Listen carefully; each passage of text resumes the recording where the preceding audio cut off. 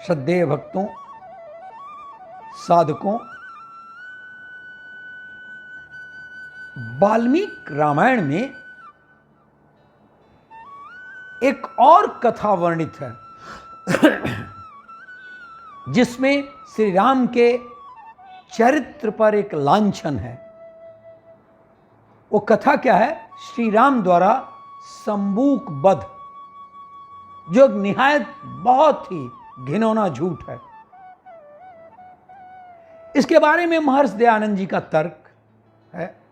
मर्यादा पुरुषोत्तम श्री रामचंद्र जी महाराज के जीवन को सदियों से आदर्श और पवित्र माना जाता रहा है। कुछ विधर्मी और नास्तिकों द्वारा श्री रामचंद्र जी महाराज पर शंबूक नामक एक शूद्र का हत्यारा होने का आक्षेप लगाया जाता है। सत्य वही है जो तर्क की कसौटी पर खरा उतरे। हम यहां तर्कों से शंबूक वध की कथा की परीक्षा करके निर्धारित करेंगे कि सत्य क्या है। यह बात कौन कह रहा है? स्वामी दयानंद जी। सर्वप्रथम शंबूक कथा का वर्णन वाल्मीकि रामायण में उत्तर कांड के 73 से 76 सर्ग में मिलता है। शंबूक वध की कथा क्या है? कथा जरा इसको सुन लीजिए, उसमें क्या वर्णित है। एक दिन एक ब्राह्मण का इकलौता बेटा मर गया। उस ब्राह्मण ने लड़के के शव को लाकर राजद्वार पर डाल दिया और विलाप करने लगा। उसका आरोप था कि बालक की अकाल मृत्यु का कारण राज्य का कोई दुष्कृत्य है। ऋषि मुनियों की परिषद ने इस पर विचार करके निर्णय दिया कि राज्य में जरूर कहीं कोई अनधिकारी तप कर रहा है। रामचंद्र जी से इस विषय पर विचार करने के लिए मंत्रियों को बुलाया गया। नारद जी ने उस सभा में कहा, राजन, शूद्र का तप में संलग्न होना महान अधर्म है। ये देखिए कितना बड़ा हमारे सनातन धर्म के अग्रणी महान ईश्वर भगवान श्री राम पर आरोप लगाया जाता है नारद के माध्यम से। फिर त्रेता में तो उसके तप में संलग्न होने का प्रश्न ही नहीं उठता। निश्चय ही आपके राज्य की सीमा में कोई खोटी बुद्धि वाला शूद्र तपस्या कर रहा है। उसी के कारण ब्राह्मण बालक की जो लाया है उसकी मृत्यु हो गई है। अतः आप अपने राज्य में तलाश कीजिए, खोज कीजिए और जहां कोई दुष्ट कर्म होता दिखाई दे वहां उसे रोकने का प्रयत्न कीजिए। मतलब नारद जी कहे और श्री राम जी इसको समझ गए।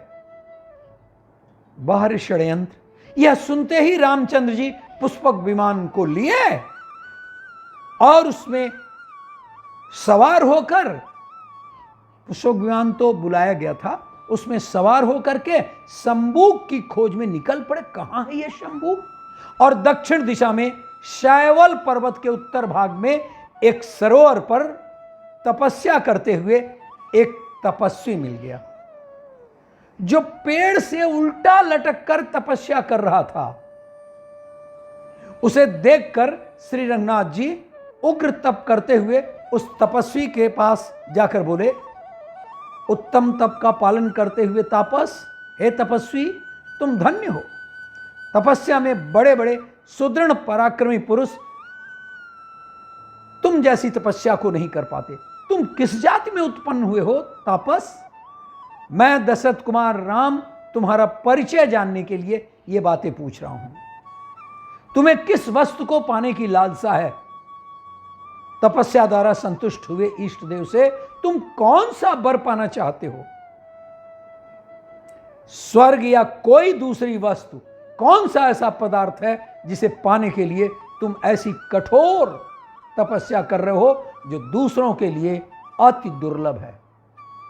तापस, हे तपस्वी, जिस वस्तु के लिए तुम तपस्या में लगे हो उसे मैं सुनना चाहता हूं। इसके सिवा यह भी तुम्हें बताना होगा कि तुम ब्राह्मण हो या अजेय क्षत्रिय, तीसरे वर्ण के वैश्य हो या शूद्र। क्लेश रहित कर्म करने वाले भगवान राम का यह वचन सुनकर नीचे मस्तक करके लटका हुआ वो तपस्वी बोला, हे श्री राम, मैं झूठ नहीं बोलूंगा। देवलोक को पाने की इच्छा से ही तपस्या में लगा हूं। मुझे शूद्र जानिए, मेरा नाम शंबूक है। वह इस प्रकार कह ही रहा था कि रामचंद्र जी ने म्यान से चमचमाती तलवार निकाली और उसका सर काटकर फेंक दिया। क्या संभव है कभी? शंबूक वध की कथा के तर्क से परीक्षा। आइए अब कुछ तर्क। इस कथा को पढ़ करके एक स्वाभाविक प्रश्न उठता है, क्या किसी भी शूद्र के लिए तपस्या धर्म शास्त्रों में वर्जित है? क्या किसी शूद्र के तपस्या करने से किसी ब्राह्मण के बालक की मृत्यु हो सकती है? क्या श्री रामचंद्र जी महाराज शूद्रों से भेदभाव करते थे? इस प्रश्न का उत्तर वेद में हम ढूंढें। रामायण, महाभारत और उपनिषदों में अत्यंत प्रेरणादायक रूप से इसे दिया गया है। वेदों में शूद्रों के विषय में कथन है। पहला, तपसे शूद्रम, यजुर्वेद के में लिखा है, अर्थात बहुत परिश्रमी, कठिन कार्य करने वाला, साहसी और परम उद्योगों अर्थात तप को करने वाले आदि पुरुष का नाम शूद्र है। दूसरा सुनिए, यजुर्वेद में ही, नमो निषादेभ्यः, अर्थात शिल्प, कारीगरी, विद्या से युक्त जो परिश्रमी शूद्र और निषाद है, उनको हमारा नमस्कार अर्थात उनका सत्कार हो। एक और देख लें, वारिवस कृताय आ औषधि नाम पतये नमो, यजुर्वेद के 16 सर्ग के 19वां श्लोक है। मंत्र समझिए आप, अर्थात वारिवस कृताय अर्थात सेवा करके हारे भृत्य का सत्कार करो। चौथा एक और है यजुर्वेद में, रुचम शूद्रेषु, 18वें सर्ग का 48वां। जैसे ईश्वर ब्राह्मण, क्षत्रिय, वैश्य और शूद्र से एक समान प्रीति करता है, वैसे ही विद्वान लोग भी ब्राह्मण, क्षत्रिय, वैश्य और शूद्र से एक समान प्रेरित करें। एक और ऋग्वेद का है, पंचजना मम, पंचजना मम अर्थात पांचों के मनुष्य, ब्राह्मण, क्षत्रिय, वैश्य, शूद्र एवं अतिशूद्र, निषाद मेरे यज्ञ को प्रीतिपूर्वक करें। पृथ्वी पर जितने मनुष्य हैं वे सभी यज्ञ करें। यह वेदों का कथन है। इसी प्रकार के अनेक प्रमाण शूद्र के तप करने के, सत्कार करने के, यज्ञ करने के वेदों में मिलते हैं। वाल्मीकि रामायण से शूद्र के उपासना से महान बनने का प्रमाण, जरा वाल्मीकि रामायण देखिए। मुनि वाल्मीकि जी कहते हैं कि इस रामायण के पढ़ने से, स्वाध्याय से ब्राह्मण बड़ा सुबक्ता ऋषि होगा, क्षत्रिय भूपति होगा, वैश्य अच्छा लाभ प्राप्त करेगा और शूद्र महान होगा। रामायण में चारों वर्णों के समान अधिकार देखते हैं। ये कहां, इसके लिए संदर्भ क्या है? प्रथम अध्याय के अंतिम श्लोक में। इसके अतिरिक्त अयोध्या कांड अध्याय 63 श्लोक 50 और 51 तथा अध्याय 64 श्लोक 32 और 33 में रामायण को श्रवण करने का वैश्यों और शूद्रों दोनों के समान अधिकार का वर्णन है। इतना ही नहीं, महाभारत में श्री कृष्ण जी कहते हैं, हे पार्थ, जो पाप योनि स्त्रियां वैश्य और शूद्र हैं, यह भी मेरी उपासना कर परम गति को प्राप्त करते हैं। यह गीता का 9वें अध्याय का 32वां श्लोक है। एक कहानी बता दूं। सत्यकाम जाबाल जब गौतम गोत्री हरिद्रुमत मुनि के पास शिक्षार्थी होकर के पहुंचता है तो मुनि ने उसका गोत्र पूछा। उन्होंने उत्तर दिया था कि युवावस्था में मैं अनेक व्यक्तियों की सेवा करती रही, उसी समय तेरा जन्म हुआ। ये बात उसकी मां अपने बेटे को बताती, इसलिए मैं नहीं कह सकती, मैं नहीं जानती कि तेरा गोत्र क्या है, मेरा नाम सत्यकाम है। ये बात उस बालक ने गुरुवर से कहा। इस पर मुनि ने कहा, जो ब्राह्मण न हो वह ऐसी सत्य बात कह ही नहीं सकता। यह है छांदोग्य उपनिषद में 3रा और 4था श्लोक।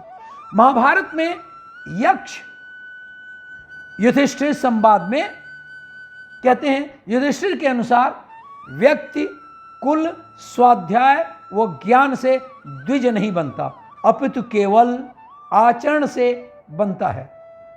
कर्ण ने सूत पुत्र होने के कारण स्वयंवर में अयोग्य ठहराए जाने पर कहा था, जन्म देना तो ईश्वर के अधीन है, परंतु पुरुषार्थ के द्वारा कुछ का कुछ बन जाना मनुष्य के वश में है।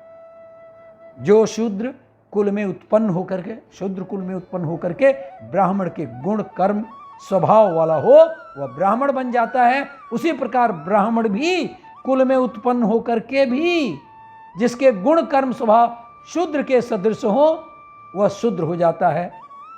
ये मनुस्मृति में है। ब्राह्मण, क्षत्रिय, वैश्य और शूद्र सभी तपस्या के द्वारा स्वर्ग प्राप्त करते हैं। ये महाभारत में अनुगीता पर्व 91 के 37वें श्लोक में है।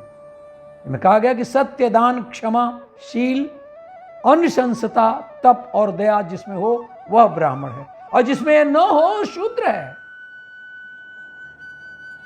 श्री रामचंद्र जी महाराज का इस प्रकार से चरित्र वाल्मीकि में क्या बताया गया। वाल्मीकि रामायण में श्री रामचंद्र जी महाराज द्वारा वनवास काल में निषाद राज द्वारा लाए गए भोजन को ग्रहण करते हैं एवं शबर जो कोल भील जात के हैं उसकी सबरी से बेर खाते हैं। अरण्यक कांड में यह सिद्ध करता है कि शूद्र वर्ण से उस काल में कोई भेदभाव नहीं करता था। श्री रामचंद्र जी महाराज वन में सबरी से मिलने ले जाते हैं। शबरी के विषय में वाल्मीकि मुनि लिखते हैं कि वह शबरी सिद्ध जनों से सम्मानित तपस्विनी थी। इससे सिद्ध होता है कि शूद्र को रामायण काल में तपस्या करने पर किसी भी प्रकार की रोक नहीं थी। नारद मुनि वाल्मीकि रामायण में संदर्भ देते हैं कि राम श्रेष्ठ, सबके साथ समान व्यवहार करने वाले और सदा प्रिय दृष्टि वाले हैं। अब पाठकगण स्वयं विचार करें। श्री राम जी तपस्या में लीन किसी शूद्र कुल में उत्पन्न हुए शंभुक की हत्या कैसे कर सकते हैं, जब वेद, रामायण, महाभारत, उपनिषद, गीता, मनुस्मृति आदि सभी धर्मशास्त्र शूद्र को तपस्या करने, विद्या ग्रहण करने से एवं आचरण से ब्राह्मण बनने के लिए समान व्यवहार करने का संदेश देते हैं।